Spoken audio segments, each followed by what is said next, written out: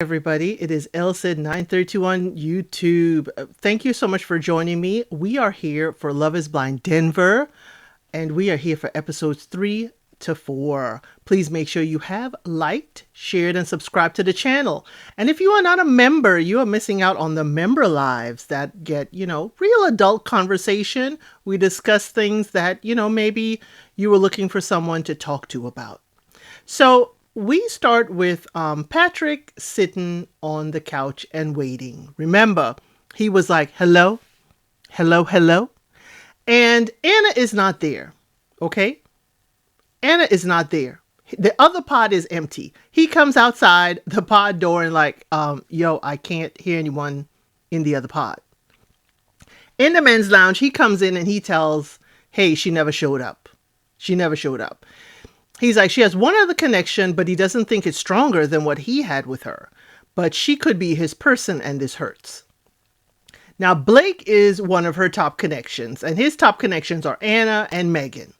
So he says he really wants to see Anna, and then production comes in. And production's like, yeah, your date went home. Blake, your date, the one you really want to see, she ain't here. She went home. Production shows us a sign in gold lettering. Anna chose to leave the experiment and did not say goodbye to her dates. It seems she didn't say goodbye to the ladies either. But it is interesting, production, who you give that gold lettering to. Oh, Anna chose to say goodbye.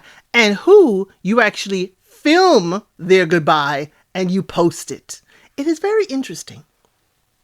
In the men's lounge, Edmund asked Mike if, he's ever dated or slept with a female friend. And Mike is like honest. And Edmund was surprised. He's like, I know you're going to give me some kind of answer. Mike is like, 5 years ago, but she got a boyfriend now, but she still comes over to his house and they sauna together. And everybody's like, you're what? Jordan was like, man, you got to shut that down. You got to stop and shut that down. Now, y'all pin that. Jordan now knows that Mike is entertaining an ex at his house at the sauna. Jordan don't tell, but we gonna see how Mike moves, okay? So next up, we see Megan and Mike's date. They talk about, all they have in common, fitness, nutrition, and they talk about nutrition for kids. And Mike mentions, hey, there's a guy over here. He's a dad, and his kids got diabetes. And I'm like, do you know who Megan's connection is? Because yes, you do. Because that was one of the first things on the first day that Jordan came and said. He sat down on the couch and said, oh, there's this girl, Sparkle Megan. So Mike knows. But here's the thing. Mike don't know how Megan feels about it or if she knows about Jordan's kid. So he said his friend is pre-diabetic and when he changed his diet, he is all good now. And Megan just has one word answer like, okay. Wow. I'm like, did you tell him that your father passed away from type 1 diabetes? Would you tell him? Because he may judge you now. What if, your child ends up with it and, Mike is the dad and he's like, well, all we got to do is change your diet and you'll be all good. Something to think about, Megan. So he does admit that he communicates with his exes. And Megan's like, I don't love it. I don't love it. But she says she only follows one ex and that is because they ended amicably, but that ex is muted. He's like, well, why you got them muted if you still follow them? She's like, I just don't want to hear from them. That tells me, Megan, you monitoring. So he mentioned that he told the guys that he loves her and they will have the best kids. Now she's torn up about Jordan because their lifestyles don't match. Her next date is with Jordan. So Jordan asks, what is your purpose in life? He said he didn't want kids at first because he was materialistic, but he's situationally materialistic. He said he has a nice place, he has nice clothes, but he will drive his regular old Kia in order to be able to, afford nicer things that he wants to be able to spend his money on. He asked, what if my vasectomy is not reversible? That is a great question. Because if you're talking about marriage and kids, and Megan wants kids, you got to talk about it. Megan said it'll be sad, but it'll be the universe telling her something. And he says, well, his dad never really said that he loved him. And that is one thing he is changing with his son. He tells him all the time. Now, y'all, he does say his son's name. I don't like revealing people's children on my platform, so I will not say his son's name. I'll just keep saying Jordan's son or his little boy or the kid, because I just, think that, the kid didn't sign up for this. So she said she left not friend zoning him. That's what she came in to do.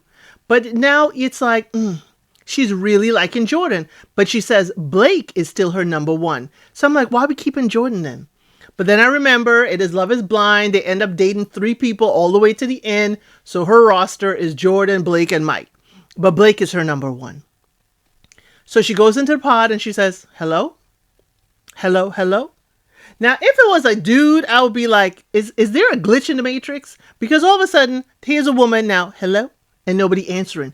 We see the pod is empty. No one is there. She goes back to the women's lounge and she's like, wait a minute, I'm so confused. In the men's lounge, Blake talks to the producers and says it doesn't make sense for him to continue. He needs more time before he can make this kind of commitment.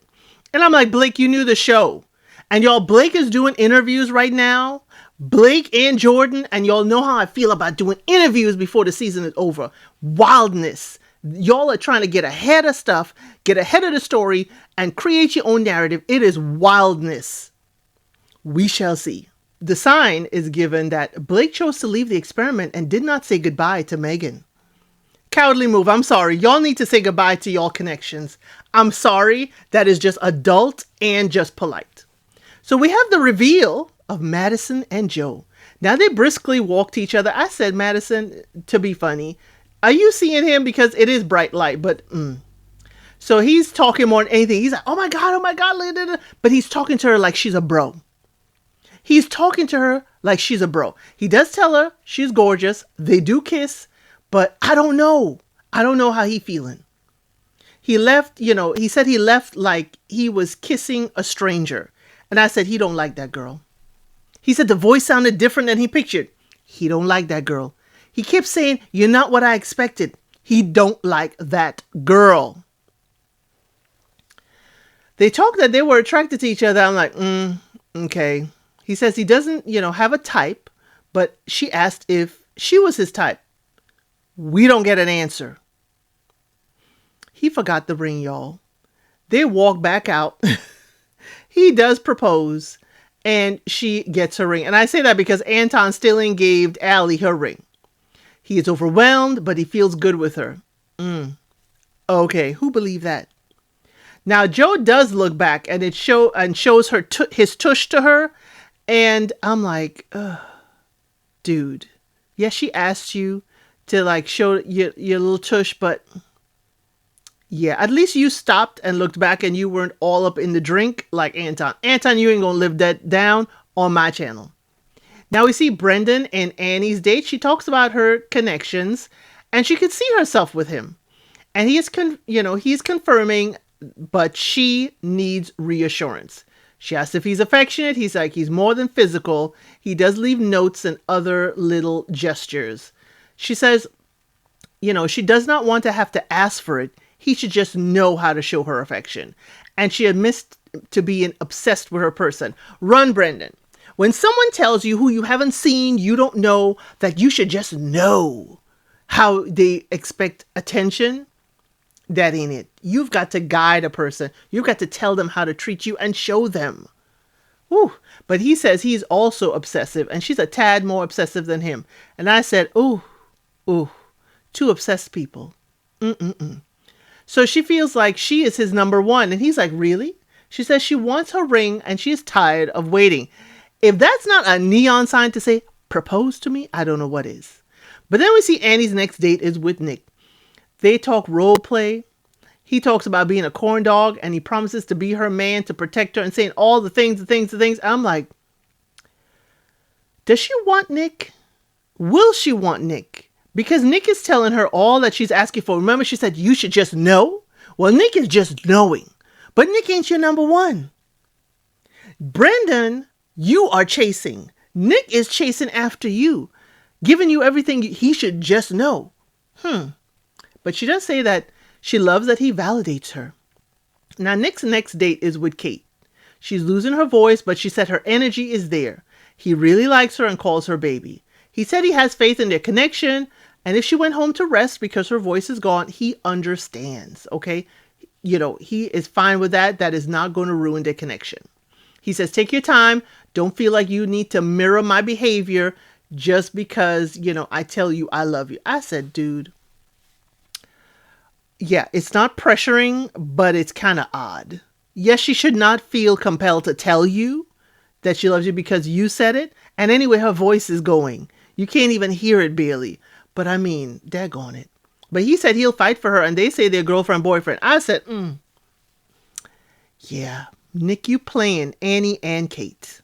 But the song they play is I Fall For You. So I'm thinking, okay, Annie could go with Brendan, and Nick will still have Kate, and, we'll all be great. Edmund and Calibria. He assures her that if she cannot carry the burdens, he will be there for her and to help her. He will be her partner in everything. She says he's so eager to help, and, she loves the fact that he loves her, and they do share I love yous.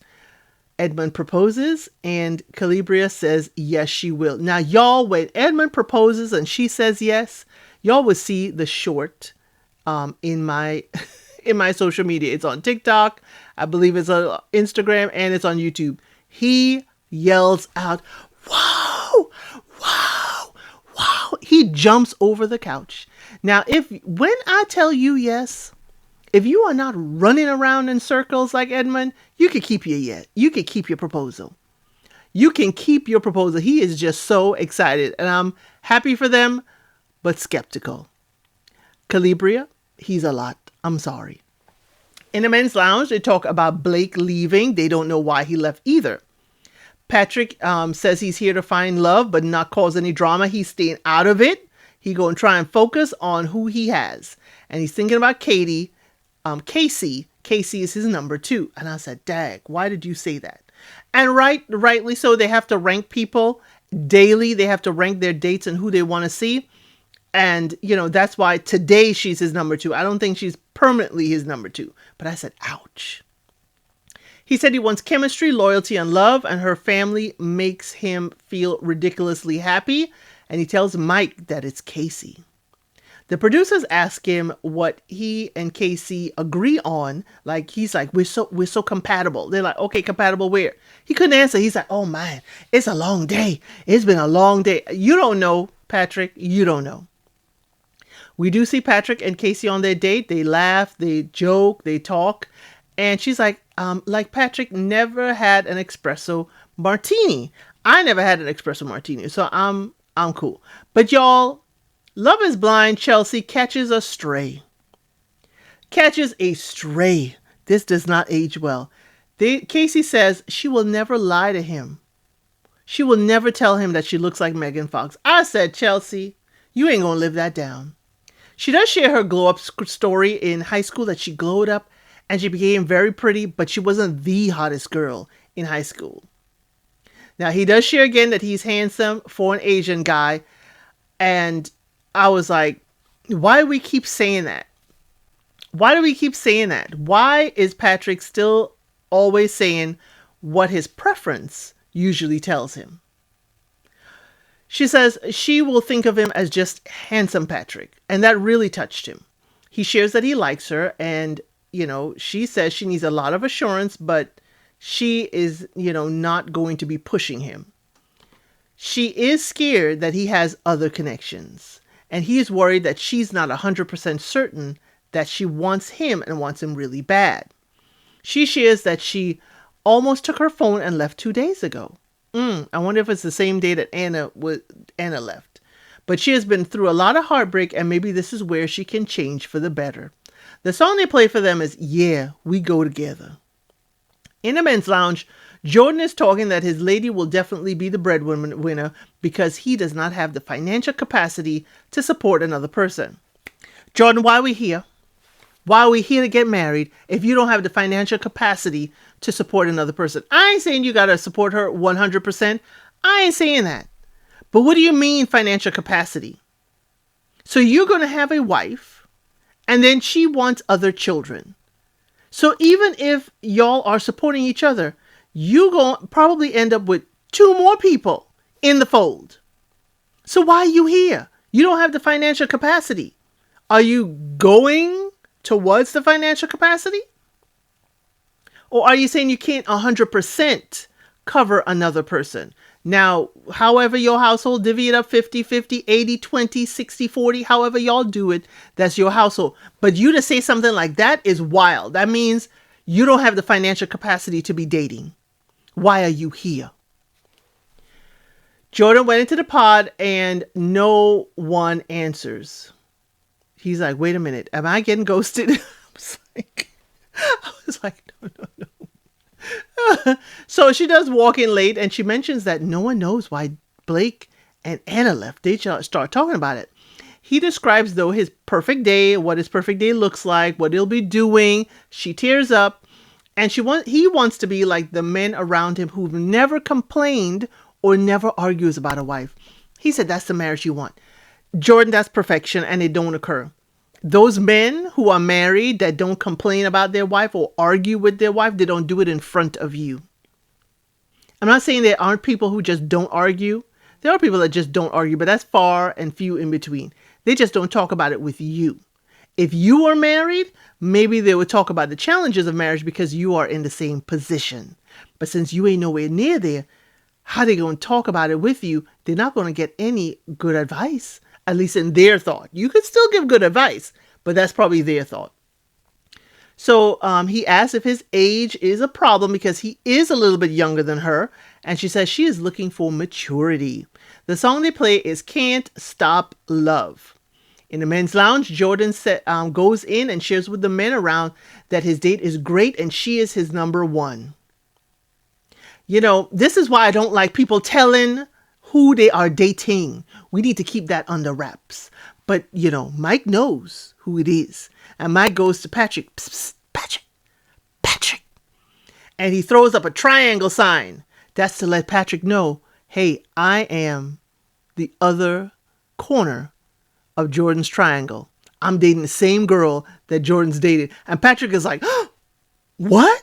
What? Patrick was completely clueless. Patrick's face was stunned. It's like, oh. And he now has information that the rest of the room does not have. Because Patrick probably like, why are you giving me like the triangle defense? You know, are we the Bulls? Are you Phil Jackson with a triangle? He's like, oh, y'all dating the same girl. Next, we see Mike and Megan have a date, and he plays a joke on her. He stays quiet in the pod when she walks in. And she's like, hello? And he stays quiet, and he's like giggling. And then he's like, hey, Megan. She's like, oh my gosh, I thought I was stood up again. And he's like, he had to play a joke on her. And she's like, oh my gosh, that was funny. That could have gone either way, Mike.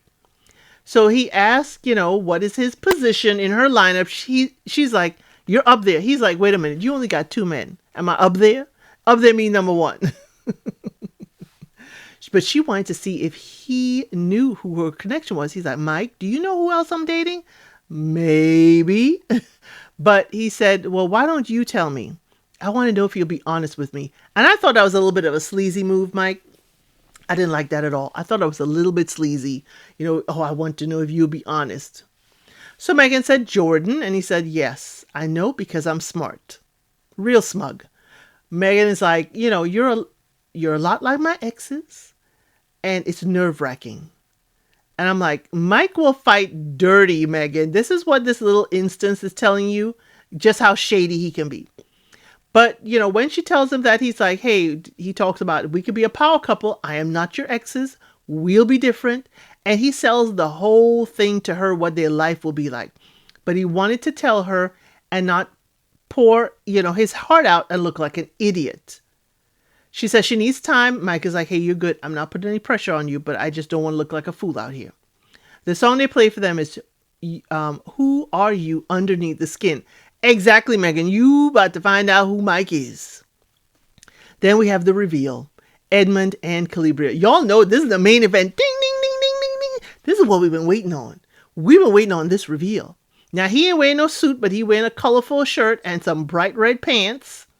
He said he gonna need a medic. Please have the medic on standby. And I'm like, ooh, let me not be mean. We need a medic for a whole other host of reasons, Edmund. And it's not because you're meeting her. Now the doors open And the screen goes black. And that's the end of episode 3. But fortunately, we are heading straight into episode 4 for the reveal. So it is Edmund and Calibria. I was like, please, y'all, I'm glad y'all didn't go and open up something else, another storyline. So the doors open. She does find him handsome.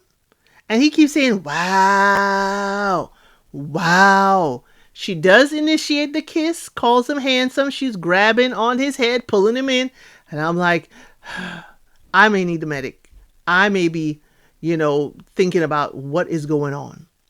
So he starts to cry. He is so emotional. And then she hugs him deeply and gets his face into her shoulder. And I said, I wonder if she's trying to protect him and not have him, ugly cry in front of the camera. She's just making sure that he's, taking care of it. I thought that was a sweet moment if that is the reason. But he was caught up in the emotions. But he too almost forgot the ring. I said, what is going on with these men in Denver? These are going to be some women out here with no rings. He almost forgot the ring. So he runs back, high knees. And he does give her the first love letter he's ever written. And the song they played is I Choose Love. She says she would have walked by him in the floral shirt if she saw him in public. But she does read his letter on camera and she calls him cute. So dang cute. And I'm like, daggone it. She don't like that man. She don't like that man. But she says she will frame the letter for their house. And I'm like, don't rub it in, Calibria, please. I don't know if y'all gonna get married. I'm like, you're putting on a good show for me. That's my thoughts, y'all. I think she's putting on a good show. But that may be projection on my part. Because he's a lot. Then we see Kate and Nick. He said he will fight for Kate. She does not mind religion, but it is not a huge role in her life. But he says he has a personal but quiet relationship with God. How could there be a God, she says, if her mother suffered so much in her last years of life? And he says he appreciates she shares. He does say he loves her, and she says she's not ready to say, I love you back. And he's okay with that. But he says, hey, we're already boyfriend and girlfriend. Then Nick's next date is with Annie. Okay, y'all? Annie. There's a lot of triangles around here, y'all. She needs validation because she has another connection, and the other connection hesitates. She has trust issues. She said she had an ex who had like 20 girls in his phone. And Nick is like, you ain't got to worry about that because you're going to get full access to all that I have and all that I am. You're going to get full access to everything. And I was like, Nick, that's commendable. But for someone like Annie who says she's obsessed, she's going to be in there. So they do talk about religion and being strict parents. He does ask if their child is of the Rainbow Coalition. She said she will support her kid and make sure they're informed, but she feels like it's a phase. And I was not liking that.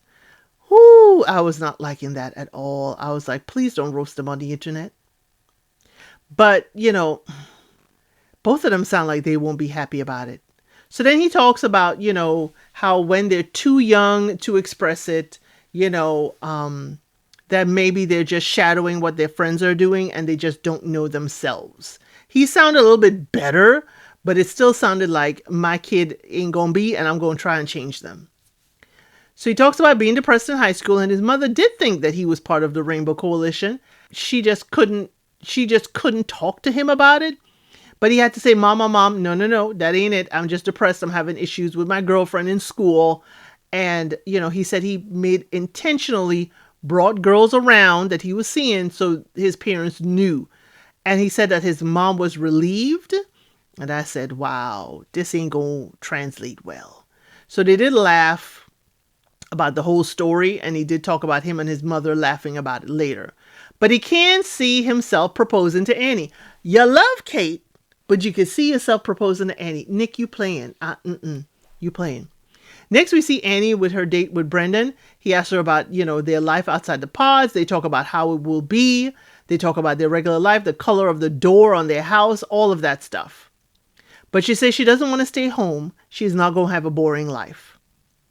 But she does talk about apology gifts from him. So when you mess up, when you're apologizing with a gift, I would appreciate it if the gift had, was sparkly. Maybe I can drive it or carry it around and show off. And I said, run, Brendan, run. But she says she does not want to say I love you first, and she does not want to be the girl who proposes. Whoo, girl. Annie, your demanding is exhausting to me. It is exhausting.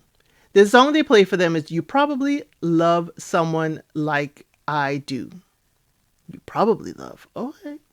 Patrick and Casey. Patrick tells us that he applied to the show. Remember, y'all, we keep hearing that the women apply, but they go seeking out the men. Patrick said, no, I applied. And she says, while dating her ex, a show had contacted her, another show. And her ex encouraged her to go and said, hey, it'll be great for your career, great for this. You do the show, and when you come back, I'll be here for you and with you. Patrick is like, you didn't dump him after that? She didn't, y'all. She didn't dump the ex when he said that. And I'm like, are you here on Love is Blind? Are you trying to lie to us and say this is the show, that he's waiting at home for you? Patrick is like, you didn't dump him? Well, where is he now? Like, oh gosh.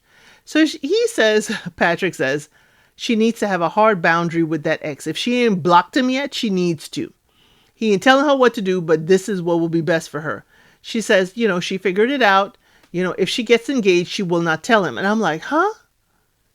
You not going to tell the ex if you got engaged? Why does he need to know? Why does he need to know? So you are going back to him. So if you don't get engaged, he don't need to know either. So you'll just go back to him. I'm watching you, Casey. I'm watching you.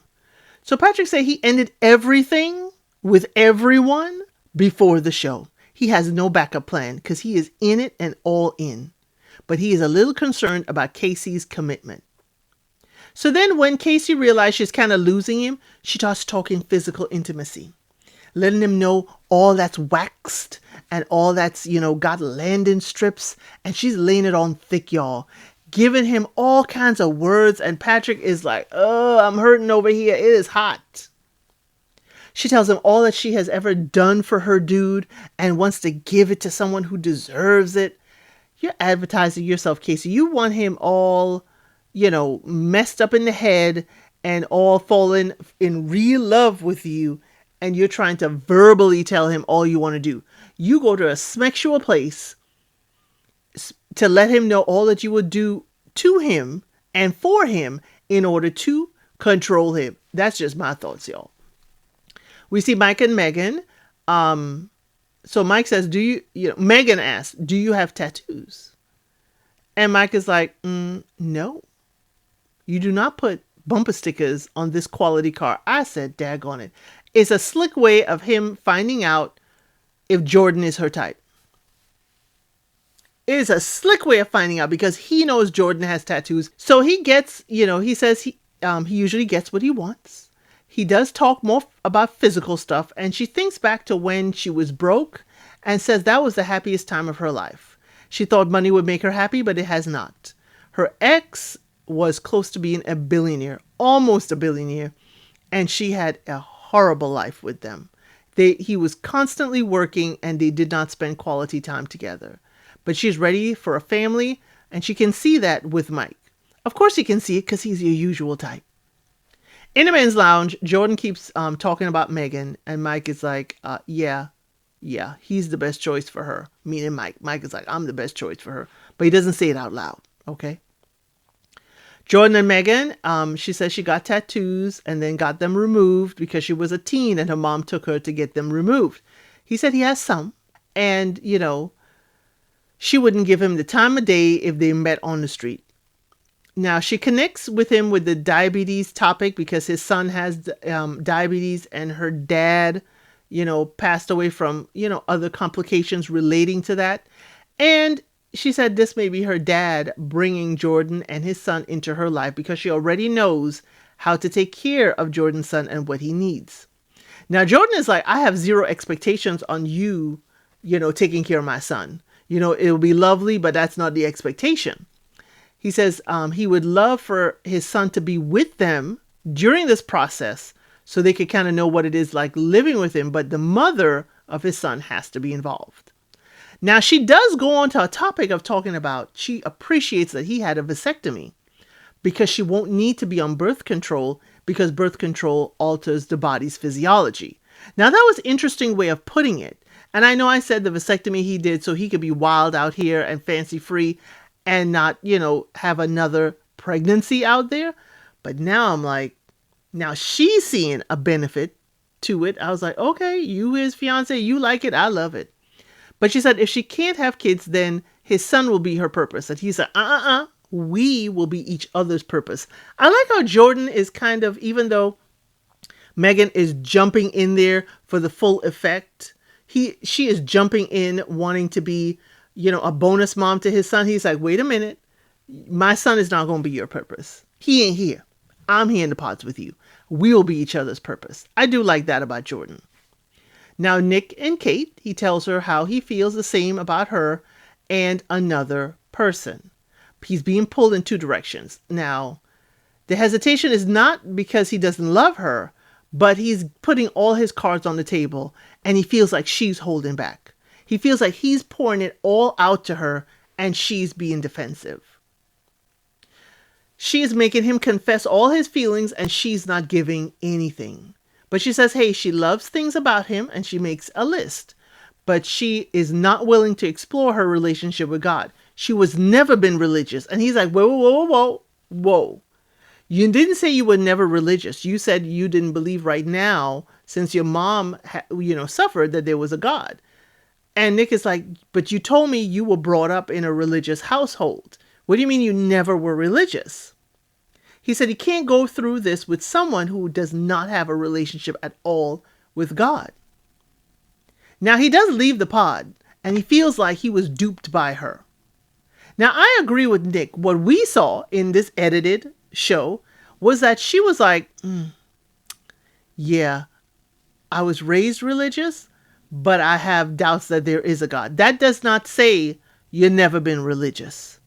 So I understand the miscommunication with Nick, but Kate, you should realize when you say that, or when someone is talking religion, and we know Nick is talking religion because he talked about it with Annie, you should make sure, and clear as day, hey buddy, I like you, you like me, but guess what? I'm not going to be going to church with you. The song they play for them is Change, It's a New Day. In the men's lounge, he goes and he talks to Alton. That is Nick. And he said he may have made a mistake. Everything was perfect, but now it's not. And next we see him on a date with Annie. He gives her flowers and gifts in the pots. And Annie don't even pick up the flowers, y'all. Unless the flowers started off somewhere else in the room. No, it didn't, because she walked in and they were on the couch. She didn't even pick up the flowers. She didn't even smell the flowers. I said, Annie gonna break up with him. Annie gonna break up with him. But he tells her that he loves her. She don't play with the gifts. She don't ask what's in the box. She looks at the flowers. They still sitting on the back of the couch. I said, Annie, you don't like this man, do you? But she says she does not want to hurt her other connection. In the men's lounge, Brendan says he doesn't know who Annie's other connection is, but he is hearing Nick and the others talk so well about their person. So he's like, somebody in here is dating Annie too. And he can't figure it out. And he's trying to figure it out. But everybody happy with their connection when somebody should be unhappy because Brendan should be Annie's number one. That's in Brendan's mind, y'all. He's looking around the men's lounge and he's like, you know what? Ain't no competition in here. Ain't no competition here unless his perspective is off. So Annie meets with Brendan and she says, hey, we don't have serious conversations. He's like, are you getting nervous because everything is getting so close to the end? He is confident that this will work. And he talks again. He's like, I know what our future will look like. We talk about the type of house we want, the color of the door. We talked about, our kids. We talk about this. And I'm like, yes, you talk about that, Brendan. What you're missing is you're not talking about the pillars on which the foundation of that house is going to stand on. Have you all talked about religion? We didn't see it. Have you talked about how you're going to raise your kids? Because Nick and Annie talked about how they're going to raise their kids, how they were spanked as kids, and they would discipline their kids. So have you talked about the pillars that this house is going to stand on? Nick, I'm sure, talked about finances because he's talking it to y'all in the men's lounge. So again, Brendan, that's what you're missing. He said he came to tell her that he loves her and he means what he says. He finds her to be a great woman and whoever has her will be lucky. She's like, oh, you're perfect, but she wants more from him. Brendan said, if there's someone else, just tell him. She's like, I don't know if it's self-sabotaging, but there's something, here that just is making her uneasy, y'all. Because she's, being hesitant and all that, Brendan's like, hey, please don't open the gifts, because it's not going to be good for him. Don't open up the gifts that he sent over. But he wishes her the best and prayers, and she leaves the pods. The song they play for them is I Was Just Kidding Myself. In the men's lounge, Brendan comes in. He said he did not see it coming. He did not see it coming. He was going to propose. He walked in there to propose. And Nick comes over to talk. And Brendan is like, I wonder if I'm overlooking something. Now, Nick does not tell him that he is the other person dating Annie. Nick don't say a word. Nick said, maybe his connection is just uncertain. Okay? The song they play is Dangerous Game We Play. And y'all know that Nick knows. Nick knows. Patrick and Casey, she says she woke up sure about him. And he wonders if this is too good to be true. She has waited forever for him. He says, I love you, Casey. She says, I love you back. Said no other girl, would he have proposed to. And I'm like, yeah, you forgot Anna already? I know she ghosted you, but that was just a few days ago. But he proposes, y'all, and Casey says yes. And the song they play is All the Love Is For You. Annie is glad that she chose Nick, but she did care for Brendan. Nick is the person for her. Now, Brendan, tells her he was going to say, I love you. He tells her respectfully he can give her that life and not Nick. He wants no regrets. She has to choose. Brendan and Annie, are talking again. And I'm like, why are we here again? Why are we here again? She has to choose. And the song they play is Feel the Wind Beneath Your Feet. And y'all, that is the end of the episodes. Please stay tuned. The other episodes are coming up shortly. Thank you for watching. Please like, share, and subscribe to the channel.